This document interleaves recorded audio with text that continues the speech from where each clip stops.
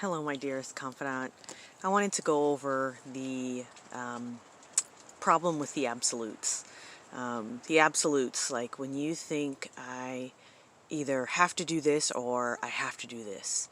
You think about this person needs to do this or they need to do this. This person or I should be this way or shouldn't be this way. It's black or white thinking. It's when we get ourselves into this mindset that things have to be one way or have to be another way. And we cause ourselves a lot of unnecessary suffering when we go about life living it out that way. Prime example, I remember when I was a little kid and I was talking to my mom one day, or she was talking to me, giving me a lecture. And she was like, "Oh, I can't wait till the day you have kids." And I remember distinctly telling her that when I have kids, I'm going to have them trained like dogs. And I look back at that now that my kids are 2/3 grown. One of them's almost grown. And I'm like, how could I possibly have ever thought that that is something that could have occurred? I also remember, very early on in my military career, like I either was the best of the best or I was nothing, right? Or those around me were the best of the best and I wanted to be like them, or they were nothing. And it caused me a lot of unnecessary stress and suffering, because that absolute way of thinking, that black or white thought, things have to be this way or that way, thinking, at the time, I didn't realize how much it was blocking me in. I was boxing myself in, and I was becoming bitter and resentful and frustrated from the world around me, and I wanted to isolate myself from all of those things. And it wasn't the way that you should live life. I mean, not for me. I love people, but I don't like people. And I'm pretty sure there's a lot of you out there that can understand what I mean just based off of any kind of interaction. And now that we live outside of the city, we live in the country, and I really don't have to go off of my property very often for anything. It's more and more apparent a lot of times why I wanted to isolate myself. On the other side of that, I'm starting to get more in tune with who I am and who I want to be and where I am and where I'm going, not who I want to be or whatever, because that's going to come with time. I can't force that to change, because when I do, then I just make it take longer. But I'm starting to be more aware of the reasons why people are the way that they are, and I'm more understanding about that. And when you can start to get to a place where you can appreciate where you've been, right? You can appreciate the things that you understand, and the way that you experience them was the way that you experienced them. And you can observe that objectively about another person. Like, okay, this person has, let's say, for instance, anger issues.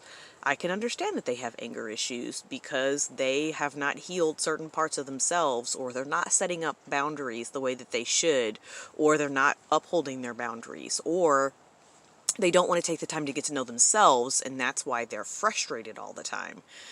And so I can understand that about people, and I can have more empathy towards and sympathize with them more than I could before.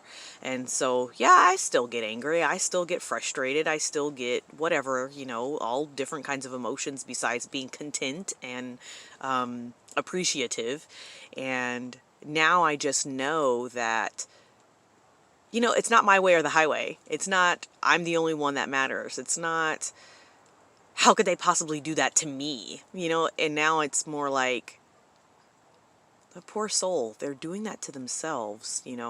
But at the same time, I can only plant seeds, right? I can't change anything that they're going through or that they've done. I can only come from my experience, right? And so I can't possibly know every single thing that has happened to anyone to make them behave and feel and think and do the things that they do.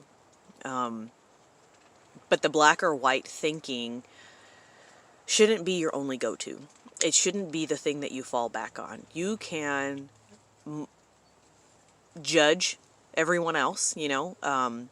Your ego is great at making those stories up about the reasons why they could possibly be doing this to you.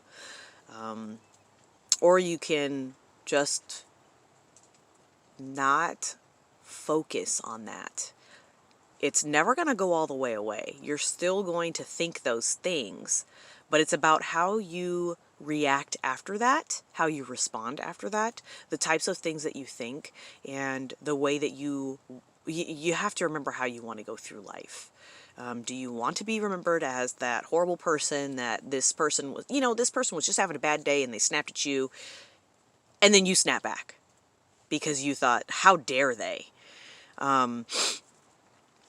But yeah, that black or white, that absolute thinking will definitely get you there every time, to that place where you have that frustration. And remember, frustration is another word for anger. And those are signals to yourself that something isn't right within you.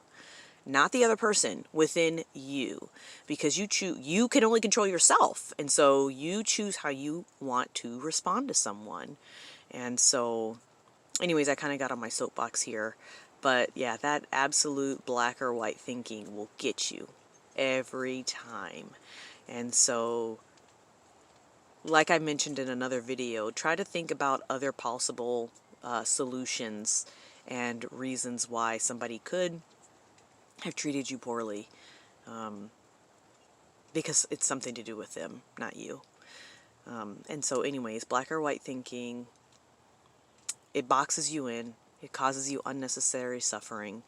You are in a judgmental and egotistical state of mind, which is not necessarily a bad thing if that's how you would like to choose to live your life, and that's totally fine. For me, I choose not to live my life that way, and I think that you're here because you don't want to either. And so, anyways, I appreciate you, I love you, and I'm glad that you're here with me. And the next time you start to feel frustrated, consider the fact that you might be using a black or white train of thoughts, a have or have not mentality, or should and shouldn't way of thinking. Until next time, my dearest.